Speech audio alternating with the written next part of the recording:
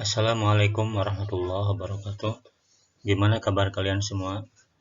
Mudah-mudahan kalian semua dalam kondisi sehat dan selalu dalam lindungan Allah Subhanahu wa taala.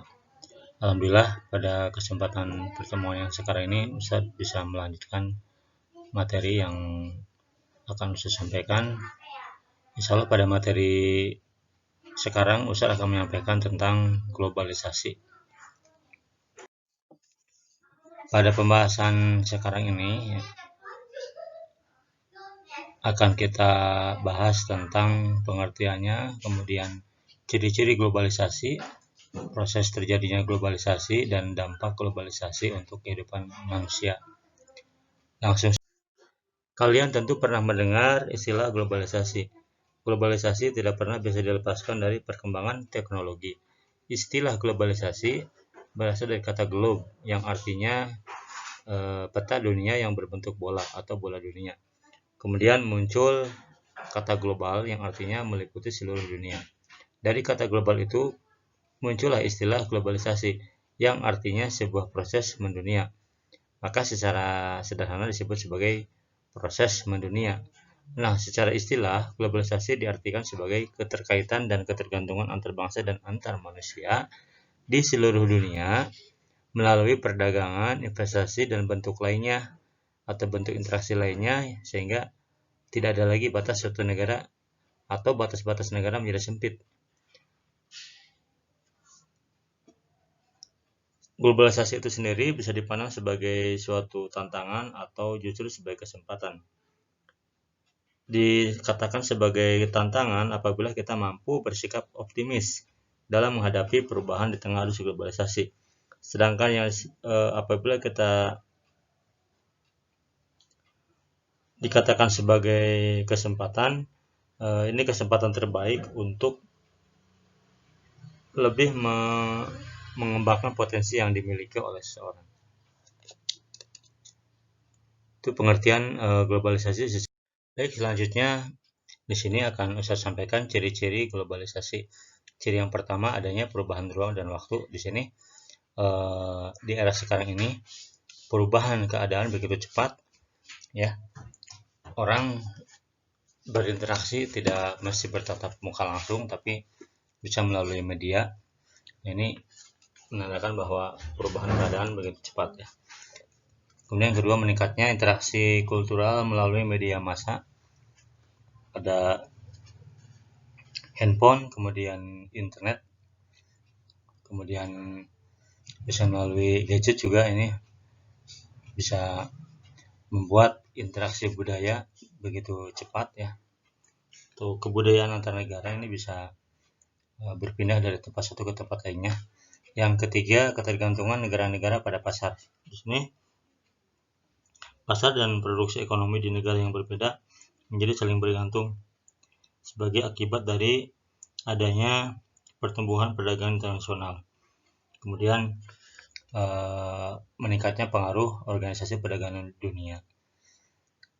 Yang terakhir, yang keempat, ciri yang keempat yaitu bidang-bidang krisis semakin meningkat. Krisis multinasional menjadi masalah atau meningkatnya masalah bersama. Misalnya karena kemajuan teknologi, maka berbagai masalah di bidang lingkungan hidup semakin tinggi. Kemudian adanya inflasi regional dan lain sebagainya. Nah, dengan adanya hal-hal seperti itu, maka itu menjadi ciri tersendiri dari globalisasi itu sendiri. Nah, berikutnya proses perkembangan globalisasi seperti apa? Globalisasi sebenarnya telah berkembang sejak lama. Banyak sejarawan yang menyebut globalisasi sebagai fenomena di abad ke-20 yang dihubungkan dengan bangkitnya ekonomi internasional. Padahal interaksi dan globalisasi dalam hubungan antara manusia di dunia telah ada sejak berabad-abad yang lalu. Bila kita telusuri, ini benih globalisasi tumbuh ketika manusia mulai mengenal perdagangan antar negeri, ya. Dimulai tahun 1000 dan 1500 Masehi, perdagangan Cina dan India ini menjalin interaksi perdagangan yang dikenal dengan istilah jalur sutra. Fase selanjutnya Ini adanya dominasi perdagangan kaum muslim di Asia dan Afrika. Kaum muslim membentuk jaringan perdagangan yang antara lain meliputi Jepang, Cina, Vietnam, Indonesia, Malaka, India, ya, dan negara-negara di Afrika Timur, kemudian di Laut Tengah atau di Eropa bagian timur. Nah, di samping membentuk jaringan dagang, kaum pedagang muslim juga menyebarkan nilai-nilai agamanya atau menyebarkan agama Islam. Yang ketiga, fase globalisasi ini yaitu eksplorasi dunia secara besar-besaran oleh negara-negara barat. Kita kenal bahwa negara-negara Eropa ini melakukan ekspedisi besar-besaran ke belahan dunia lainnya atau ke benua lainnya. Beberapa negara yang melakukan ekspedisi itu diantaranya adalah Spanyol, Portugis atau Portugal, ya, Inggris dan Belanda. Dan Prancis juga ke wilayah Afrika. Fase selanjutnya ini yaitu pasar bebas. Pasar bebas ini terjadi ketika Uni Soviet runtuh atau komunisme runtuh di dunia, dan ini memberikan pembenaran bahwa kapitalisme adalah jalan terbaik dalam mewujudkan kesejahteraan dunia. Maka muncullah istilah pasar bebas sehingga sekarang ini. Nah, itulah proses terjadinya globalisasi, diawali dari perdagangan bangsa-bangsa Cina dengan India sampai sekarang atau hari ini muncul istilah pasar bebas atau pasar internasional. Dari globalisasi itu sendiri, kita melihat ada dampak yang ditimbulkan dari adanya globalisasi itu sendiri. Kita lihat dari berbagai bidang. Yang pertama bidang ekonomi. Dampaknya yang jelas dibagi dua, ada dampak positif atau pengaruh positif dan dampak negatif. Dampak yang positif diantaranya adalah yang pertama, negara dapat memenuhi kebutuhan hidup rakyat melalui perdagangan internasional. Jadi dengan adanya perdagangan antar negara, maka kebutuhan rakyat yang tidak ada di negara itu bisa terpenuhi.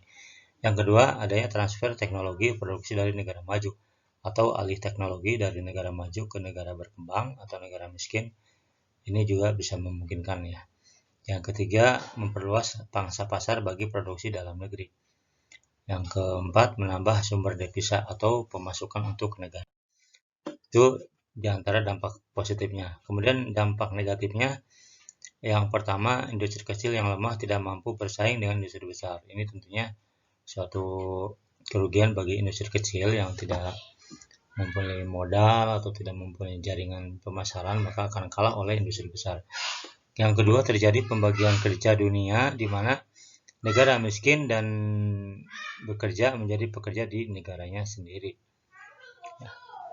Yang ketiga, pilihan barang yang meningkat mendorong masyarakat cenderung untuk konsumtif akibat adanya persaingan harga di pasar, atau akibat banyaknya barang yang melimpah di pasaran dengan harga murah, maka mereka akan cenderung melakukan belanja besar-besaran. Yang keempat, meningkatkan ketergantungan terhadap investasi asing. Artinya, negara tertentu akan selalu bergantung kepada pemasukan dari para pemodal dari negara lain. Nah, ini tentunya di bidang ekonomi menjadi suatu kerugian sendiri bagi bangsa itu sendiri. Selanjutnya di bidang sosial budaya, beberapa dampak positif yang dirasakan dari adanya globalisasi itu, yang pertama, budaya lokal mulai dikenal dunia, ya. Budaya lokal mulai dikenal dunia. Yang kedua, masyarakat dapat mengenal berbagai kebudayaan asing, kemudian kehidupan masyarakat semakin maju. Ini dampak positif yang ditimbulkan dari adanya interaksi antar manusia di dunia. Tapi dampak negatifnya juga ada di bidang sosial budaya.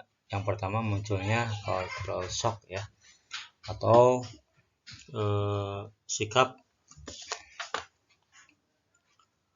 masyarakat yang merasa bingung terhadap budaya baru yang muncul sehingga merasa tidak dapat bergantung pada budaya aslinya atau mereka tidak mengenal lagi budaya sesungguhnya yang dimiliki oleh masyarakat itu sendiri.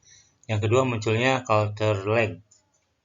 Ini artinya adalah ketimpangan budaya atau masyarakat menganggap bahwa budayanya itu lebih tinggi dibandingkan budaya lain sehingga kehilangan jati diri budaya aslinya. Ini juga dampak negatif terhadap kebudayaan. Yang ketiga, adanya sikap etnosentrisme, yaitu sikap yang memandang budaya lebih baik atau superior dibanding budaya lain. Ini tidak boleh dimiliki oleh kita ya sebagai bangsa Indonesia, di mana menganggap bahwa budaya daerah tertentu lebih tinggi daripada budaya daerah lain atau lebih baik daripada budaya lain. Sekarang di bidang politik atau di bidang kekuasaan atau pemerintahan, dampak positif yang ditimbulkan adalah yang pertama, mendorong pemerintah mewujudkan pemerintahan yang baik atau good governance. Yang kedua, meningkatnya hubungan diplomatik antar negara. Ya, kemudian meningkatnya dukungan partisipasi aktif untuk menciptakan perdamaian dunia. Muncullah negara-negara yang sangat mengedepankan keterbukaan, transparan karena tuntutan globalisasi. Akan tetapi dampak negatifnya juga ada ya dalam bidang politik ini. Yang pertama, negara berkembang cenderung mengikuti kemauan negara maju atau istilah lainnya negara maju mendikte negara berkembang. Yang kedua, kebijakan yang telah disepakati secara internasional sering tidak sesuai dengan kehidupan suatu negara berkembang. Atau kebijakan yang dihasilkan dari kesepakatan bersama itu terkadang bertentangan dengan ideologi bangsa itu sendiri. Ini juga membahayakan. Yang ketiga, konflik antar bangsa terkait kepentingan politik. Nah, sampai hari ini juga bangsa-bangsa di dunia masih belum aman 100%, masih ada beberapa negara yang bergejolak, baik perang antar negara maupun adanya pemberontakan di dalam negeri itu sendiri. Nah, ini menjadi tantangan sendiri dalam bidang politik dengan adanya globalisasi itu sendiri. Mungkin itu yang bisa saya sampaikan, mudah-mudahan kalian bisa memahaminya, dan untuk lebih menambah wawasan silakan mencari referensi dari sumber yang lain. Terima kasih. Jazakumullah khairan katsiran. Wassalamualaikum warahmatullahi wabarakatuh.